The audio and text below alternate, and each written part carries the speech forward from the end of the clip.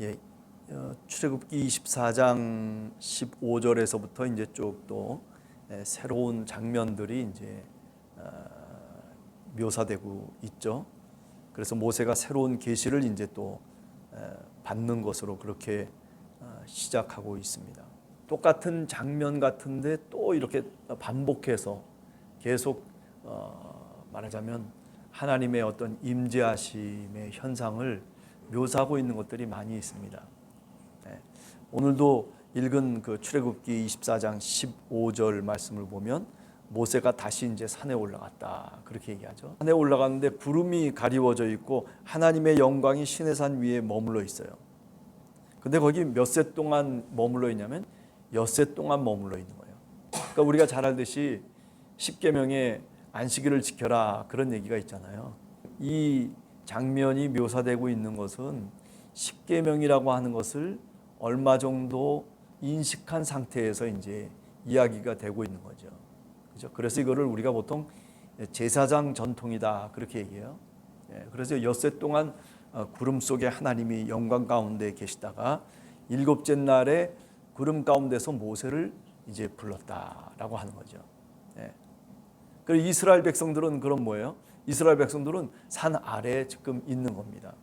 모세는 구름 속에 들어가서 산 위에 올라갔는데 그런데 40일 40야를 산에 머물러 있는 거죠. 그때 산 위에 올라가서 이제 받는 것이 지금 이제 25장 이하에 나오는 율법의 규정들입니다.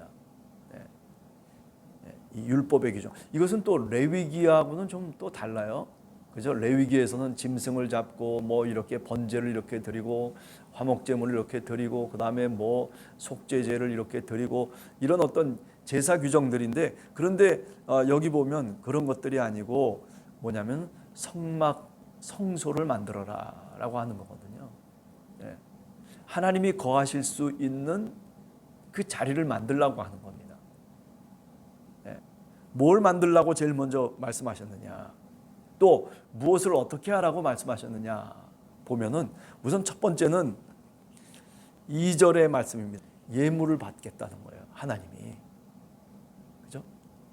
저는 이 장면을 이렇게 읽어보면서 이스라엘 민족을 하나님께서 나름대로 훈련시키고 있다 생각해요. 이스라엘 민족의 출발점을 얘기하고 있는 겁니다. 하나님의 은혜에 대한 응답이죠. 그렇죠? 우리가 오늘날로 얘기하면 예수 그리스도를 믿고 그리고 믿음 안에서 신앙의 삶을 살아갈 때에 하나님께 내가 드리는 거예요. 예배자의 자세가 뭐겠습니까? 하나님께 내 삶을 드리는 거예요. 그죠? 그래서 우리가 드리는 방법을 여러 가지로 얘기할 수 있잖아요. 내가 찬송을 부르면서 하나님께 나를 드릴 수도 있고, 또는 내가 하나님의 말씀을 묵상하면서 내가 내 마음속에 하나님을 향해서 내 삶을 드리겠다고 결심할 수도 있고, 또는 헌금을 통해서 내가 하나님께 내 삶의 모든 것들을 드리겠다라고 그렇게 표현하지 않습니까? 이런 것들이 뭐냐면 다시 말하면 우리가 하나님 앞에 나가는 신앙인의 자세를 얘기하는 거예요. 그저 값없이 받았습니다라고 하는 것, 우리들의 신앙 고백이죠. 그러나 그 값없이 받았기 때문에 하나님 앞에 그저 아무것도 아닌 상태로 그저 나는 늘 공짜로만 살아가는 삶이다, 이렇게 하나님 앞에 나올 때도 그렇게 신앙의 마음을 갖고 나오는 것이 아니라 하나님 앞에 나올 때 하나님께 먼저 예물을 드리고 하나님께 기쁜 마음으로 나를 바치겠다라고 하는 그런 마음의 자세가 신앙의 출발점이고 하나님을 만나는 출발점이다, 이렇게 오늘 25장 1, 2절을 통해서 우리가 한번 생각해 볼 필요가 있는 겁니다. 자, 그 다음에 두 번째는 이런 거예요. 두 번째는 언약궤를 제일 먼저 만들려고 그랬어요. 성소를 만들고 그래서 그 성소 안에 있는 기물이라든지 뭐 성막이라든지 여러 가지를 만드는데 제일 먼저 만드는 게 뭐냐면 언약궤를 만드는 거예요. 이게 증거궤이고 속죄소고 하나님이 여기에 있겠다는 거예요. 나중에 이스라엘 역사 속에 들어가 보면 그저 법궤를 빼앗기잖아요. 이 언약궤를 블레셋 사람들한테 빼앗겨 버려요. 그래가지고 그 언약궤를 찾아오는데 거의 70년 넘게 있다가 언약궤를 찾아오잖아요. 그 다윗이 찾아와가지고 다윗 성에다가 안치하고 그 기쁨을 표현하고 있는 장면이 사무엘서에 나오잖아요. 바로 이 증거궤, 이 언약궤. 왜 그러면 이 언약궤가 중요하냐? 전쟁에 나갈 때에도 언약궤를 어깨에 메고 그리고 전쟁에 나갔어요. 이 언약궤를 앞세우고 나갔어요. 무슨 얘기냐면 지금 여기 제일 마지막 22절에 뭐라고 얘기하고 있습니까? 속죄소 위, 곧 증거궤 위에 있는 두 그룹 사이에 내가 이스라엘 자손을 위하여 네게 명령할 모든 일을 네게 이르리라. 하나님이 좌정에 계시는 바로 그 장소가 어디냐면 지성소 속에 들어가면 지금 여기 얘기하는 언약궤 증거판 위에 속죄소 위에 하나님께서 임재해 계시겠다라고 하는 그런 말씀을 주신 거예요.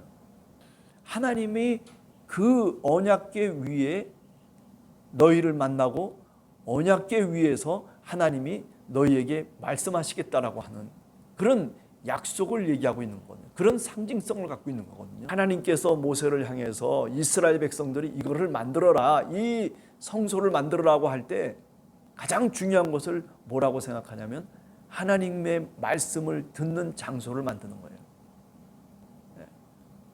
오늘날도 여러분 생각해 보세요. 하나님의 말씀을 듣는 장소, 하나님이 임재하시는 바로 그 장소가 중요한 거예요. 우리가 그것을 상징적으로 또는 신학적인 의미에서 보면 그것이 바로 교회라고 얘기할 수 있는 거죠. 그렇죠? 교회에 같이 함께 나와서 교회에 머물면서 그러면서 하나님의 음성을 듣습니다.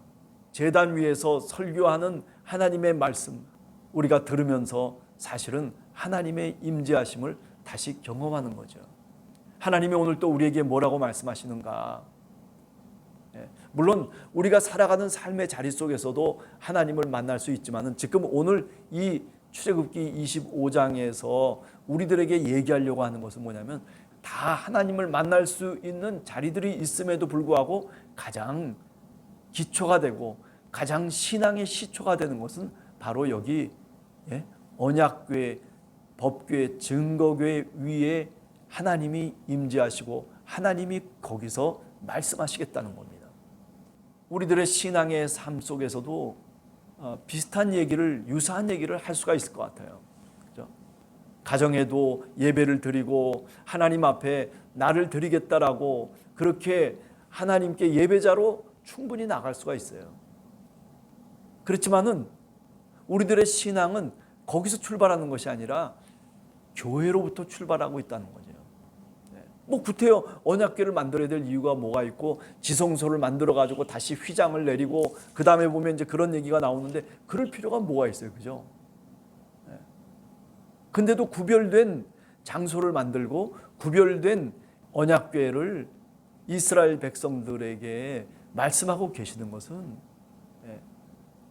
그냥 우리가 살아가는 삶의 자리 속에서도 하나님이 분명히 임재하시고 하나님이 우리와 함께 같이 하신다는 것 틀림없는 사실이지만 그러나 신앙의 출발점은 분명한 장소가 있어야 된다는 거예요. 그게 바로 오늘 이 언약궤라고 하는 겁니다. 이 속에 하나님이 이 위에 하나님이 좌정에 계시겠다. 하나님이 이 위에 임하셔서 모세에게 말씀하시고 이스라엘 백성들에게 말씀해 주시겠다라고 하는 것을 오늘 분명하게 말씀하고 있는 것. 한 번 더 우리가 오늘날의 의미로 해석해 볼 필요가 있겠다라고 하는 겁니다. 그렇죠? 이제 코로나 기간이 지나가고 있어요. 코로나 기간 동안에 우리가 사실은 이 시은소 잃어버렸어요. 마치 블레셋 사람들이 잃어버린 것처럼 블레셋 사람들에게 이스라엘 민족이 빼앗긴 것처럼 그래서 그 언약궤가 어디 있는지도 모르고 하나님이 임재하고 좌정하시고 말씀하시는 그 시초가 어디인지도 모르면서 그거 별거 아닌 것처럼 우리의 삶의 자리만 강조하고 우리가 뭐 이렇게 살아가도 되지 이렇게 신앙생활을 해도 되지 뭐 이렇게 우리가 어쩌면 이야기했을 수도 있지만은 그러나 그것이 위급한 상황이고 위기의 상황 속에서는 얼마든지 가능한 얘기지만은 그러나 그 위기의 상황이 지나고 나면 정상적인 신앙의 출발점은 이곳으로부터 그죠? 지성소 속에 있는 휘장 저 건너편에 있는 바로 이 하나님의 궤, 증거의 궤 위에서부터 시작하고 있다라고 하는 점을 오늘 우리가 다시 깨달으면서 교회라고 하는 것이 누가 뭐래도 중요합니다. 2000년 동안 사실은 하나님을 말씀하고 하나님에 대해서 우리들에게 가르쳐준 예배의 장소가 사실은 교회 아니겠습니까? 사실은 한 사람 한 사람이 다 교회입니다. 물론 맞는 얘기죠. 에클레시아죠. 그러나 그 에클레시아라고 하는 것이 그저 뿔뿔이 흩어져 있는 모습으로 있는 것이 아니라 그것이 하나의 신앙의 공동체를 만들고 그 공동체 속에서 결국 하나님께 예배하는 예배의 자리 속에 하나님이 우리와 함께 같이 하신다라고 하는 것, 그것이 신앙의 출발점이고 교회 생활의 출발점이라고 하는 것을 우리가 다시 한번 오늘도 깨닫고 우리 자신을 뒤돌아보는, 그래서 이제 코로나라고 하는 이 시기가 끄트막에 있는 오늘 이 시점에서 우리의 신앙의 출발점을 어떻게 다시 잡고 출발해야 될 것인가라고 하는 성경의 그 말씀을 한번 귀담아 들을 필요가 분명히 있겠다. 그래서 오늘 25장의 말씀을 우선 먼저 생각을 해봤습니다. 오늘 하루도 여러분들이나 저나 하나님이 말씀하시는 말씀의 자리, 하나님이 계시하시는 그 계시의 자리, 그것은 누가 만드는 것이 아니라 바로 우리들이 만드는 거예요. 이스라엘 백성이 만드는 거예요. 하나님이 어디는 없으십니까? 그럼에도 불구하고 왜 이렇게 이 자리를 만들으라고 얘기했냐면, 인간이라고 하는 것은 그런 형식을 통해서 내용이 담겨지기 때문에 그렇습니다. 내용만 중요한 것이 아니고 이렇게 형식이 중요한 거예요. 여러분, 옷을 걸 때 옷걸이가 있어야 될 거 아니에요. 옷을 걸으려면 옷걸이가 필요한 거예요. 그런데 옷걸이 없이 만약에 옷을 걸면 어떻게 되겠어요? 옷이 걸려집니까? 아닙니다. 폭삭 밑으로 빠져버리고 마는 거죠. 그와 같은 겁니다. 어떤 형식이 분명히 필요한 거예요. 그 형식의 출발점이 바로 오늘 이렇게 이스라엘 민족을 향해서 이 언약궤를 만들고 지성소를 만들고 휘장을 만들으라고 하는 말씀은 뭔가 구별된 형식을 갖고 신앙을 출발하는 그런 신학적인 의미를 우리가 다시 오늘 또 생각하게 되는 것이죠.